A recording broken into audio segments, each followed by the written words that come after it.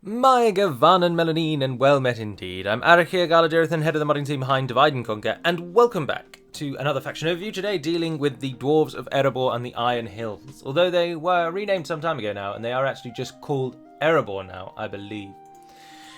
So, let us dive straight in. There's no doing needed. Starting size. Erebor, unfortunately, are on the smaller size. You have your capital city and the main, the location for which you are named. Your namesake, Erebor, and you also have Kirik Gathol over here in the Iron Hills itself.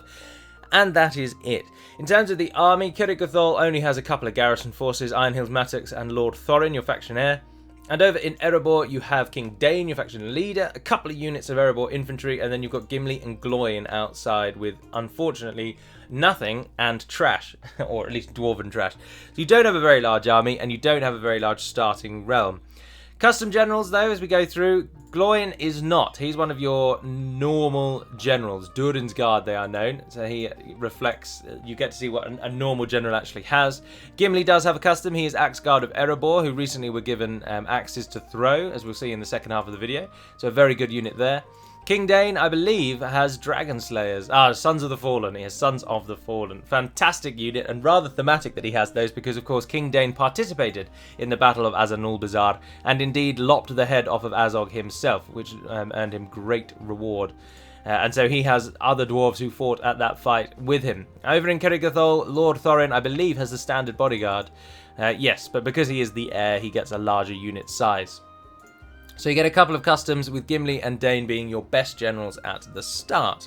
You also saw there, although I've just put him away, which is foolish, that campaign strategy model is what your faction leader will look like. Gimli has a custom strategy model, obviously, he is Gimli, but your faction leader will always look like that with the golden trim, and a generic general always looks like that with no golden pauldrons and a slightly darker colouring throughout. They also don't have a breastplate, as you can see there. So the faction leader does stand out a bit. And then your captains are unchanged from Third Age Total War. They look like, they don't look very regal at all, so they stand out quite substantially. Turning to your family tree, then, you do have one, and it's lengthy because there's been the Dwarven family tree is well documented, and this indeed is actually as it is. The only problem, of course, is the women, as they are never named throughout any of Tolkien's writings for the dwarves, unfortunately. So all of the names are made up, but the rest are true. So starting at the very top with King Nain I, who died peacefully in the 2847th year of the Third Age. And he has two sons, Borin and King Dane I. Borin then had Farin, Dane had Gror, Gror then had Nain, and Farin had Groin. Groin had Gloin, and Gloin had Gimli, and that's the right-hand side of the tree. And on the left-hand side, we've got Gror, Nain, and then Dane again, and then down to Thorin. For those uninitiated, it is not, of course, Thorin Oakenshield, but a different Thorin, indeed Dane's son Thorin, who takes up the leadership and just has that name as well. So it's not a very extensive family tree, but Gloin, all four of your starting generals are in it. Your victory conditions for the dwarves in the long campaign are to hold 30 regions, including your capital and Khazad-dûm West, and Kharndûm and Mistran, and Mount Gundabad. You are the saviours of the north. You need to defeat the Easterlings of Rhûn, the Goblins of Moria, the Orcs of Gundabad, and the remnants of Angmar. So you essentially have to clear the mountains and also defeat Rhûn, who are, of course, famously your bitter enemies. Well, not necessarily bitter enemies, but they do sack and destroy Dale in the Third Age, and it's only by the power of the dwarves that they held at bay. And, of course, the victory of Frodo in the Crack of Doom, destroying the ring. That's what really breaks the Easterlings, is the knowledge that Sauron has been destroyed. So turning to the area you are in a very safe location, being in the most northeasterly regions of the game world. Only Miraron and Skarn are further to your east, but Kirik Gathol is far from any of the action for a time, and you are protected for a long time by Dale. Dale, of course, border all of your southern regions, and any enemy is going to have to come through them. But note that on the western side, you are bordered by the Orcs of Gundabad, where they have to come through this very narrow gap, the Grey Foothills. And from there, they make their way to your capital. There's only a small passage through the Withered Heath, which also is easily defended. You've got good choke points on the western side. On the eastern side, despite your remote location, though, there's no real defences at all. It's just a wide open plain. There's a couple of bits of trees. There's the odd hill here and there.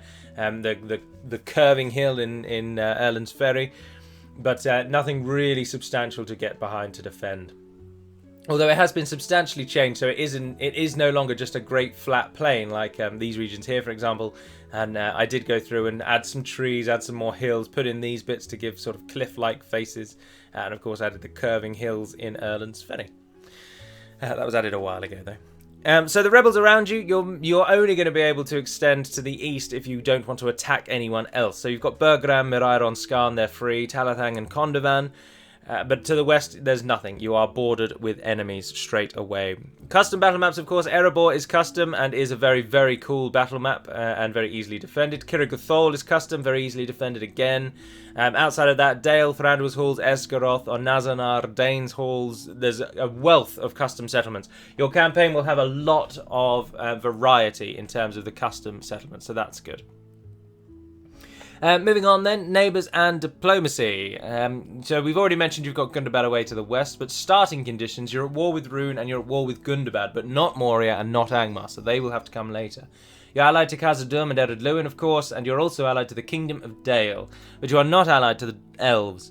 So you've got allies on your south, but then you're not allied to Dorwinion, who are farther south, and you're not allied to the Elves. You're also not at war with Dol Guldur, who are quite far away and probably won't trouble you either. But you are, of course, at war with Gundabad, and you border them, so they will be your first port of call, the first person you'll need to attack. But you have to keep an eye on Rune, because if they are allowed to swell and drown Dorwinion out, then you've got a real fight on your hands.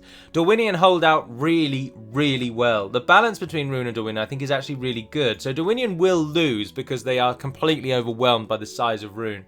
But it takes them a very, very long time to really go down. So it buys you a lot of time.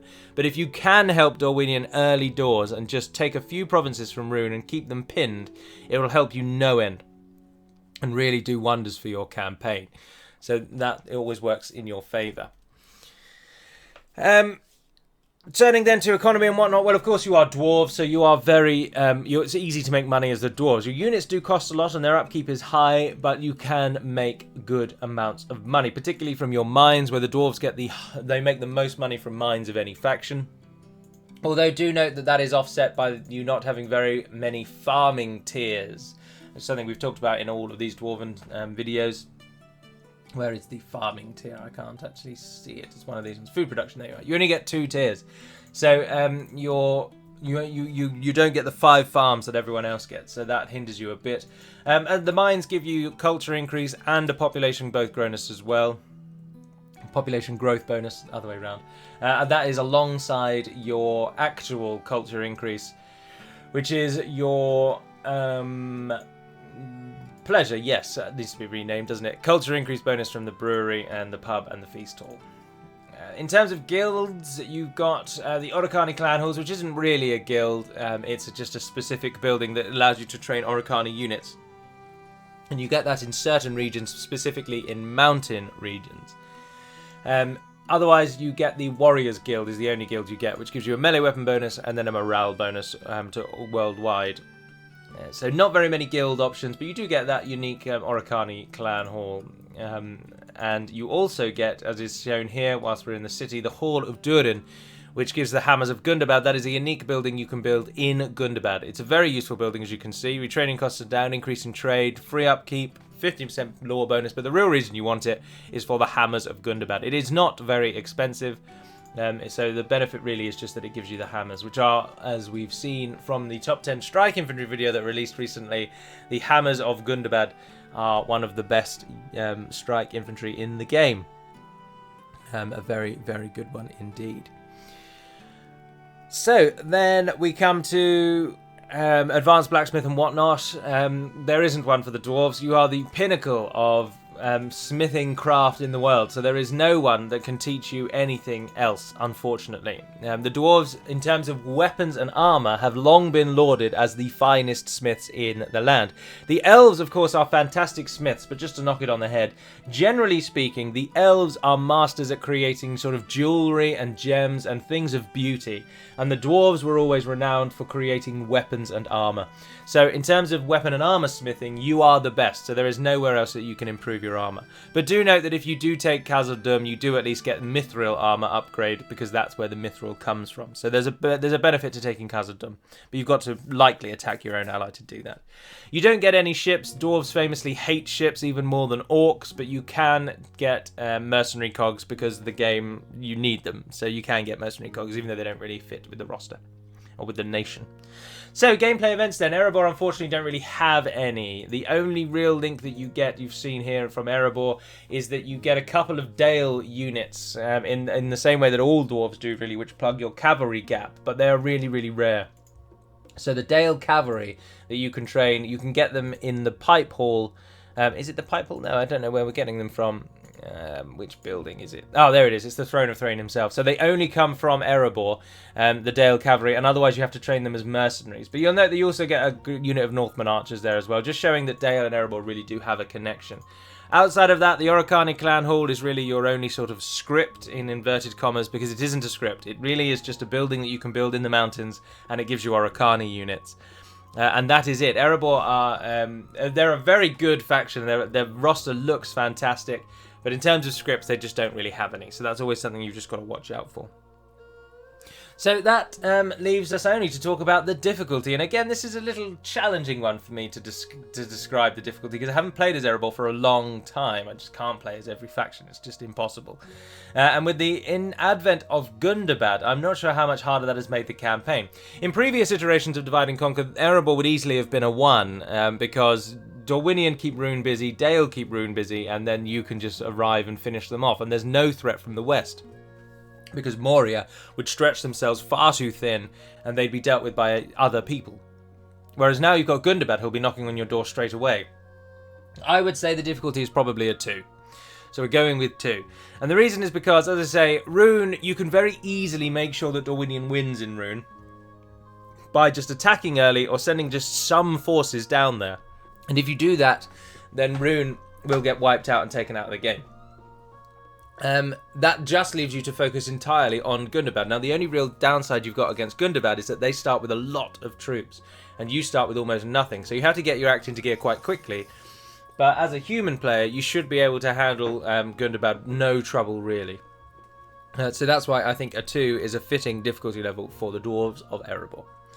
And that concludes the campaign side of the video, so now we'll jump over and see what their roster looks like. Welcome then to the battle map for Erebor. So starting off, you can see that there's no cavalry other than the Dale Cavalry, but I haven't focused on them because they're a mercenary unit really. And you also have a deplorable lack of archers, which is why the Northman archers are offered to you from the Throne of Thrain. So starting off with all Dwarven factions as covered by the last 2, we have the Dwarven Labourers. We've discussed those twice now, so as you know, they're armour piercing, they have relatively low attack, but as trash units go, or militia units go I should say, they are very good. So the Dwarves have a nice, good start. Like all Dwarven factions, we have a high morale throughout the roster. Even the early tier units start with good morale rather than low, poor or average.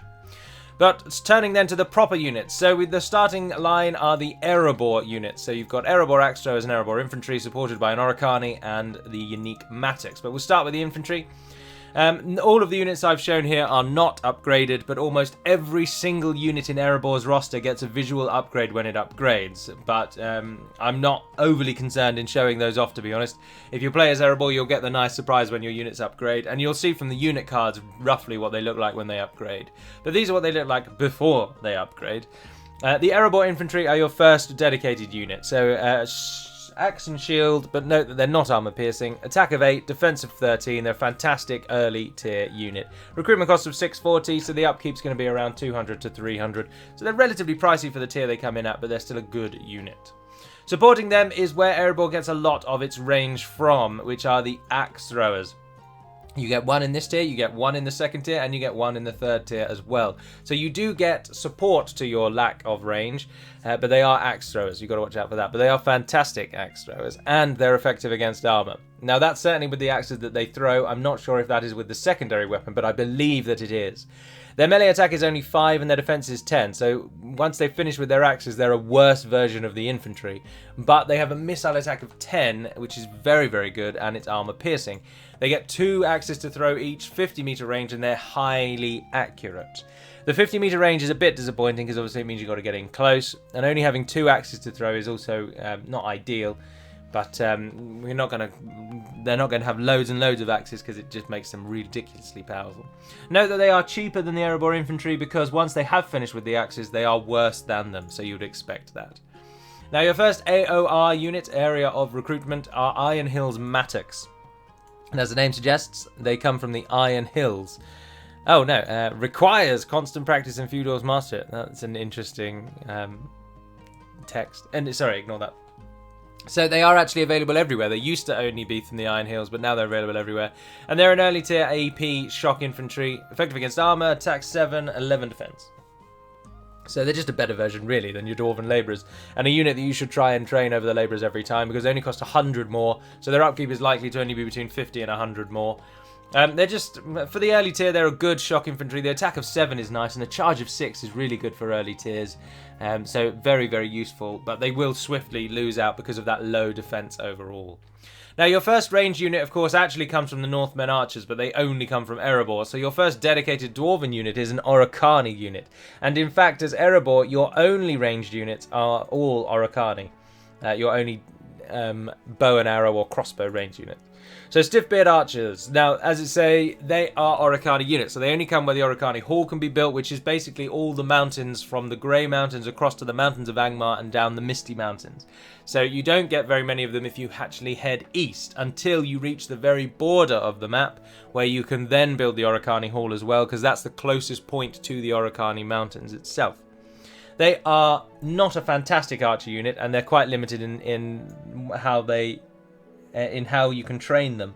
So you won't actually have very many ranged units as Erebor at all. You'll need to really rely on the Catapult, which we'll see when we get there. Good morale, average morale response, 150 meter range, only average accuracy, and 24 missiles. 4 melee attack and a defense of 11 makes them quite possibly your worst melee unit. In fact, they are your worst melee unit, and their only redeeming feature is that they're your first bow unit. 3 missile attack is not fantastic, but it is good for a starting archer, so they've at least got that. Moving to tier 2, then we come to the King's units. This is where the roster starts to take on a really nice look. And they start with the King's Warriors as they're the sort of default.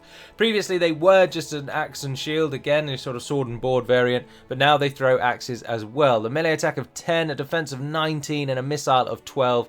They are, quite simply, a direct upgrade of the Arable Axe throwers, and in a damned good way. Their melee attack is doubled, and their defense is basically doubled, but their cost is doubled.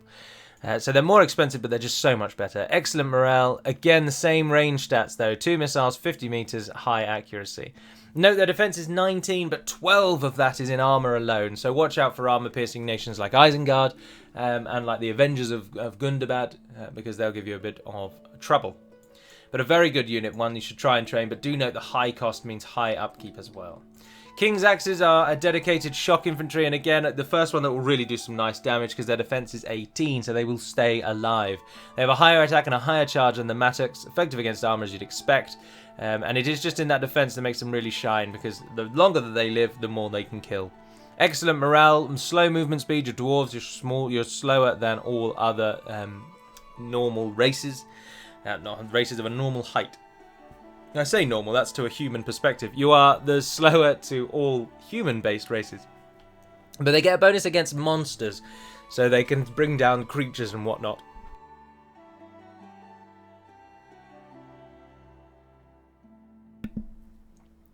They are costly though, so do watch out for the cost and, of course, the upkeep. Moving on then, we come to the next Oricani offering. Or no, we'll keep on with the Kings and then we'll do with the Oricani. So lastly, you get a defensive line unit. So you've got the axe throwers to throw from behind, you've got the King's Axes to run around the sides, and you've got the halberds to hold the line. The King's Halberds are a fantastic unit, and again armor piercing. 3 attack though, which is really, really low, but a 17 defense and a charge of 6. I feel like the 3 attack is possibly a typo, harkening back to the days when they maybe were a pike unit. I think that is a bug. I'm going to write that down. There's no way their attack should be 3 for a unit that costs this much. So the attack, don't worry about that, that's going to be changed. They're effective against armor though, as all halberds are, and they're really good at holding a line. Although I'm saying all of this, in your versions of the game, this unit will actually be awful, because even with an armor-piercing attack, an attack of 3 is not going to kill anything, particularly at the time that they come in at the game, so that's definitely a bug, so we'll change that. Bonus against mounts and whatnot, but for the moment, don't use this unit until version 5, because it's really awfully bugged. I'm sorry, I don't know how that made it through. Someone must have, maybe the attack was supposed to be higher and a number's been missed off or something, I don't know. But anyway, we'll ignore them then because they're bugged. So moving on to Stonefoot Spearmen. The Spearmen are, of course, a dedicated anti-cav, like the halberds, but they actually can do something. Their attack is 5, their charge, though, is very low at only 3, and their defense is 16, so a very defensive unit, not one that you want to run into the enemy. There are no other bonuses to speak of, really. They are an Oricani unit again, so they're going to be coming from the Oricani barracks, so they're restricted in that. Very good morale, average morale response. They like fighting in the winter and they don't like fighting in Barren, which is the same for almost all the dwarves. There is no ranged unit at this tier, so that again harkening back to the point that Erebor are bereft of ranged units and you must use your catapults. So then we come to your elites, and we will start with the Iron Guard because they are the generic elite available everywhere. They are a sword and board. They're a fantastic sword and board. 13 attack, 5 charge, 30 defense. They'll hold the line, they'll attack, they'll do what you like. They have unwavering morale and it is locked, so they will not run away. Good morale response, and again, but slightly slower. They're costly. Their upkeep will be about 600-700, which is high. Will probably be about 500 actually, but they are available everywhere, and they look very good. And they are just the end of the line of the theme that runs through your unit's design as the most heavily armored. Next up, we'll move on to the Iron Fist Hammers because they're the next most readily available, I believe. They are, of course, the elite Oricani option. They used to be called Oricani Elites or Nobles or something like that, but now they're Iron Fist Hammers. Effective against armor with an 11 attack. 28 defense. I think they did place in the shock infantry, so they are a very good shock infantry unit. Unwavering morale, locked again, slightly slower movement speed, all the same stats you'd expect there. Costly again, but that high attack coupled with the effective against armor. Their charge will be changed in future versions, so we're going to look at the charge of all units, because a unit this elite in a Dwarven roster shouldn't have a charge of 3. That's definitely, again, a bug. 28 total defense. I wouldn't call it a bug, I'd call it an error, because one of us has just overlooked it. It's not something that we've done and then it's caused a problem, it's something that we've not changed. But anyway, the high defense is what gives them the strength, because then they'll fight on for a very long time. Next, we look at the Axe Guard of Erebor. So this is your elite axe thrower. They otherwise they're the same unit that they always were. Effective against armor with both types of weapons. They have a 13 missile attack and a 10 melee with a 22 defense. So arguably they probably should come in on that tier before. They're kind of like a halfway house between your elites and your mainstream.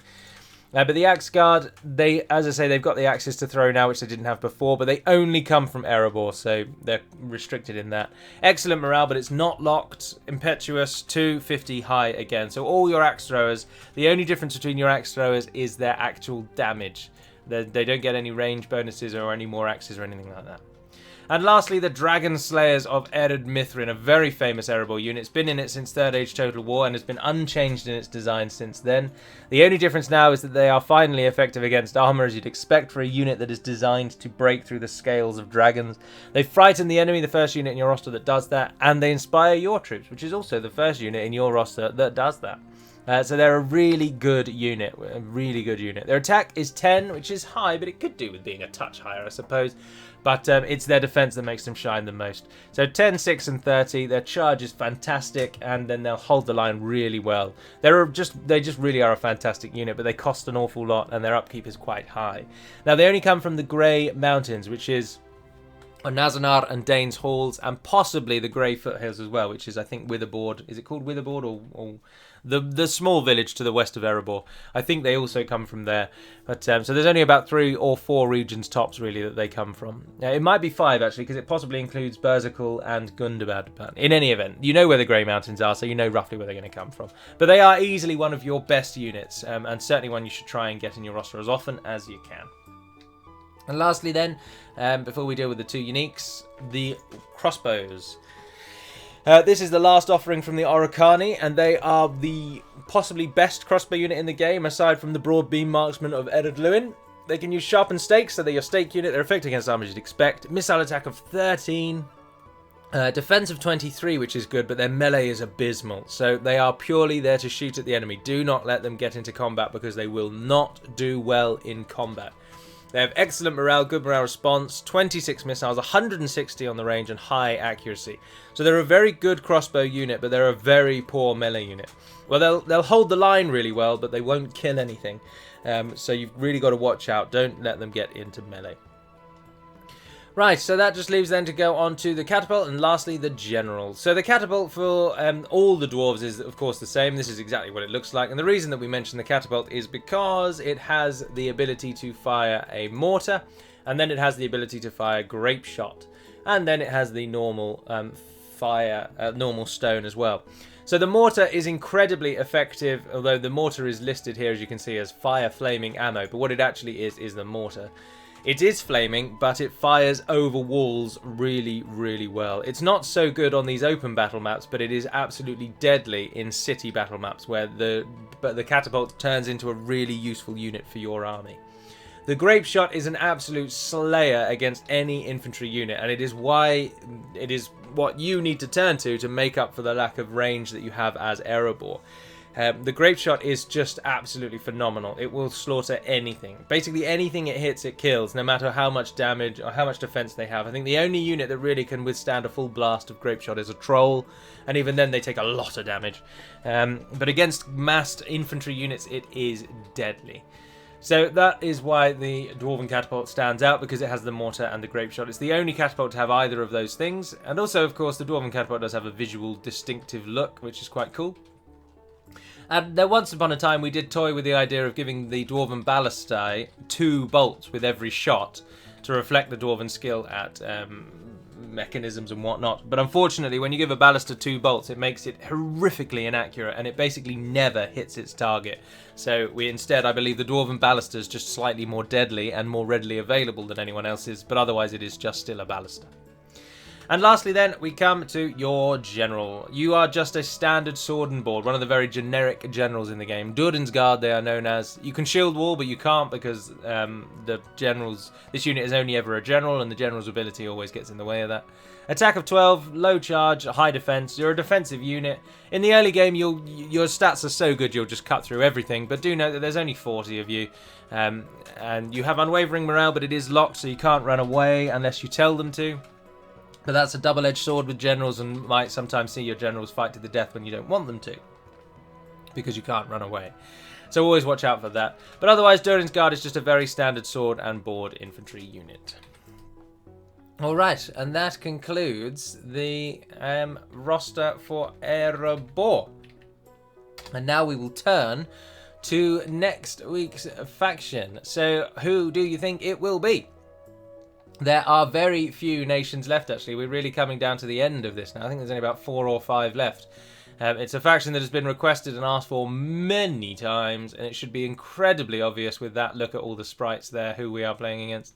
There's a chariot unit there, which is a huge giveaway, and of course, now that we're this close, you can quite clearly see the banners. It is, of course, the Easterlings of Rune. The Easterlings of Rune have been requested in these faction overviews pretty much from the beginning, but of course I'm going to do every faction, so you just have to wait. But here they are, the Easterlings of Rune. They will be the faction overview for next week. I don't know what we'll do when these faction overviews end. I'll have to think up something. Oh, there's a cracking shot of catapult fire there. Our own catapult, can I ungroup you and use you? I can't remember what the group button is. That one, I think. Yeah, go on. You're on grape shot, aren't you? Let's get a shot of grape shot off before we end the video. We're probably going to kill quite a few of our own units here, so we've got to watch out for that. And down they go. There's no visual distinction for the grape shot until it fires. So there's nothing unique about the way that they load or anything like that. And then it even takes the normal stone, as you can see. But when it actually does fire, it fires, as you can see, grape shot. Hundreds and hundreds of them. They're unfortunately a little inaccurate, as you've seen there. So we've killed a few of our own, and we've killed only the units really at the back. But if it can hit into the middle of a unit, it also has a much lower range than the mortar or the normal shot. But if we try and target the units over there, for example, get it set up against those, firing away, firing away. Here we go. Let's go over to our quarry and see how much we're going to do.